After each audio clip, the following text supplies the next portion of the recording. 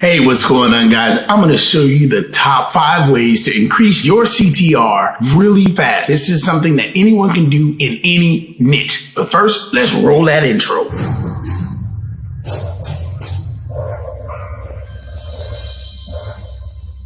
All right, guys, the first thing that you need to be focused on when you're trying to increase your CTR is your targeting.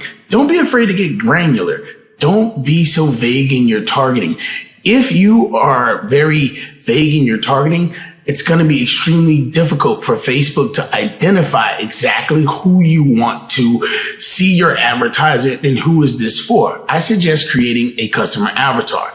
Number 2, come up with a lead magnet that makes sense. If people don't know you or trust you yet, it's going to be extremely difficult for them to want to buy your service, click your ads, sign up for something that they never heard of. So it's best to offer some sort of lead magnet to get them in the spirit of downloading your stuff. Or number 3 is actually retargeting. Now, just by default, if someone has interacted with your ad or has saw your ad, it's going to increase your click-through rate if you get more people in your retargeting list. Meaning that if I show people my ad and they don't click, if I show it to them again, there is a better chance of them clicking just because it's a little more familiar. The 4th tip is to use video. If you're not already using video,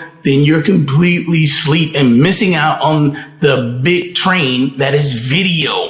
So many people nowadays are using video because video works. Why does video work? Because a survey said that 79% of people would much rather watch a video than to look at an image or read a long sales letter or some long post when running your advertisements. So video is kind of the new wave. So if you're not doing video, make sure that you start doing video. This will help you stand out from your competition and increase your click-through rate dramatically. If people don't know what they're clicking on or they don't want to take the time to read something, then your video will capture their attention, tell them exactly what they need to know, and then you can in turn increase your click-through rate that way as well. The last but not least thing that you can possibly do to have a better CTR is have a good CTA. That's the call to action.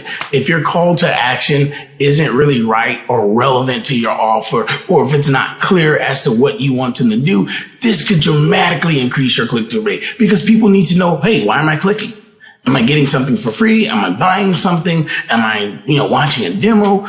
Whatever the case may be, make it clear. Make sure that your CTA is actually pretty clear. This is going to be the most important thing. Now, this is so important that I decided to include in this video in the description. If you're watching this on YouTube, then you obviously can just go to the description and you can click that link and we will send you over some very powerful call to action templates that you can use. And this works for anyone in any niche. So don't worry if you have some weird niche. I promise you these call to actions that I've put together will work for you. Now there's nothing to buy. All you got to do is put your email in and we won't try and sell you a bunch of stuff or start bombarding you with emails or anything like that. I'm going to break all of these down and you can easily make your own decisions from there as to whether or not if you will be implementing these strategies.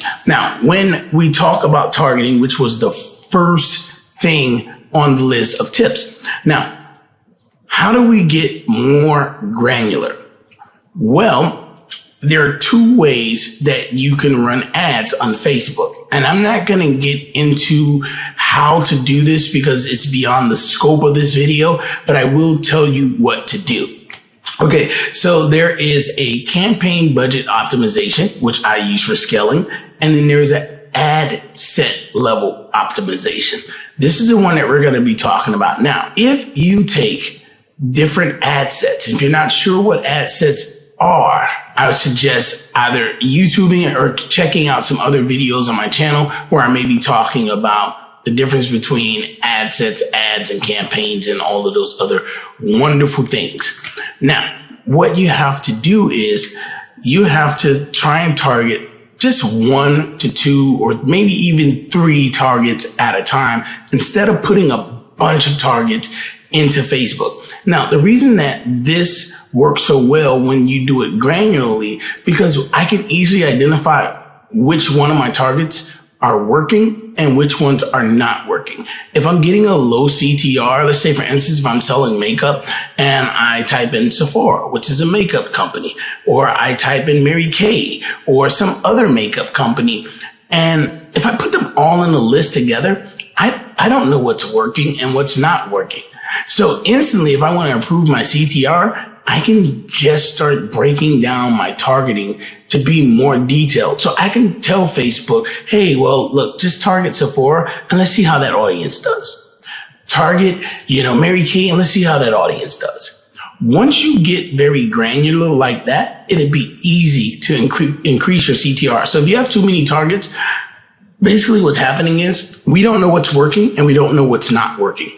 And by us not knowing what's not working, a lot of the audience that we may have in our Facebook campaign may not even be interested in your product or your service, meaning that we have to run through a bunch of people that don't give a damn about what we're offering just to get to people that actually care. Well, if we were doing it more granularly, we would be able to determine right away whether or not if this audience was working or not, if it was worth our dollars in ad spend, and we would be able to increase our click-through rate by really advertising the people that are more interested in our products. And we know that they're interested because we tested them out individually.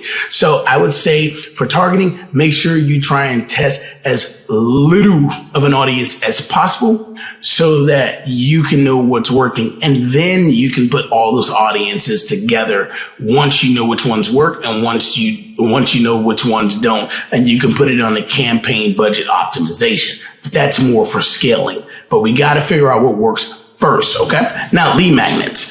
This is really self-explanatory because lead magnets should be what they sound like. They should be a magnet. So your prospect should be attracted to it. If it's garbage, obviously they're not going to be attracted to it. So make sure that you have a relevant lead magnet. Make sure it's something fantastic because this is what's going to help you to actually snag more sales. When people get your lead magnet and they see that it's actually good, they tend to say, well, that was something, and they really start gravitating towards you because if someone needs help with something, the only thing they're really trying to make sure is, can this person help? And if you are that person, then create a decent lead magnet that can really guide your prospects down the path that they need to go on to get the help that they need. So lead magnets is definitely going to be something that's going to increase your call to action, but it has to be relevant and it has to be enticing. It needs to be a magnet. They need to be drawn to it. Like, oh, I need that checklist. I need that list. I need this cheat sheet. Okay, let's get on down the road. Retargeting. Now, this is really self-explanatory because retargeting definitely helps you in the long run. Once you start running advertisement, just putting your ads in front of the same people will almost automatically increase your click-through rate. Why is that? Because people need to see stuff multiple times. Now, there are times that I might see an ad. I may not click on it because I'm busy. I don't have time to get into this right now. And if this person is a serious marketer, then I'll see their ad again. If they're not, they're some fly-by-night average Joe, then I don't need to be buying their products or services anyway. And that's just the way I feel about it. So if I only see an ad one time and I don't click on it, I never see it again, then I'm pretty much glad that happened. All right. So make sure that you're using the retargeting functions in your Facebook and even in your Google or any advertising platform that has retargeting.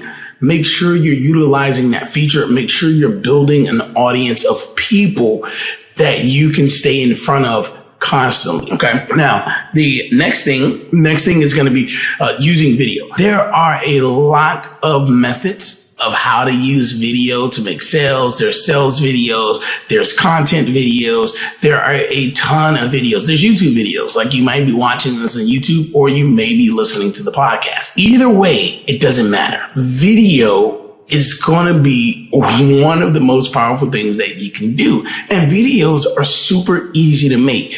Don't overcomplicate it. Don't overcomplicate video making. Don't be afraid of the camera. The one thing that you want to make sure is good on your video is your audio. If your audio is all staticky and everything like that, it's going to be extremely difficult for people to listen to your video. And since there are a lot of good videos out there, people will probably just not listen to your video if the audio is annoying. All right. So that's one thing I will say about video.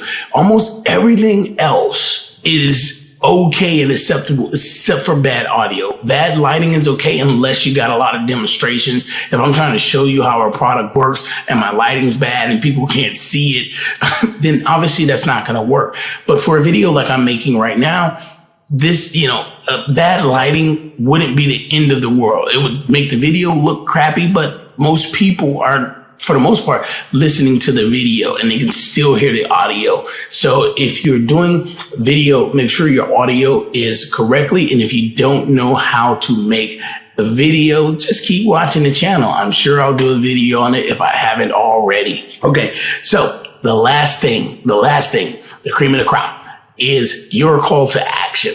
There are so many different call to actions that you can utilize. But if your call to action isn't really that great, then it's going to be extremely difficult for people to know what to do. If your call to action is confusing, if you tell them to do 5 things in your call to action, that's probably not going to work. Just stick with one thing for them to do. Because a lot of times, some people might run an ad. They may say, hey, click the link below and go like my Facebook fan page and follow me on Twitter. Like, what do you want me to do? Like, no way, I'm not doing all that. And so they do nothing because confused people don't buy or click. If I don't know why I'm clicking or there's no reason for me to click or I feel like this is stupid, then I'm not going to do it. So make sure that your call to actions are on point. And because this is one of the most important things that you can possibly do in order to increase your click-through rate, what I'm going to do is I'm going to provide a simple template that will give you different templates and different call to actions that will help you get more people taking action on your ads and help you increase your click-through rate. Now, as I said, there's nothing to buy at the end, so we're not going to bombard you with sales or emails or any of that stuff. We'll just simply want to provide this for you out of sheer desire to help. With that being said, that's pretty much it. I'm going to give you a quick synopsis of what a click-through rate is. If for some reason you're unfamiliar with that and you found this video, even though you weren't searching for it, a click-through rate is the amount of people that see your ad versus the amount of people that see your ad and actually click. Okay, so there's a big difference. Many people discount impressions, and impressions are the amount of people that are viewing your ad. They discount that and saying like, hey, that's vanity. No one cares about that. But before you can actually sell anything, before someone can download anything, before someone can give you their email address, they need to first see your ad. So impressions are very important, and you just got to know your numbers so that you can strive to get a certain amount of impressions, because I know if I get 1,000 impressions, I'm going to get 100 clicks, okay, which would be about a 10% click-through rate.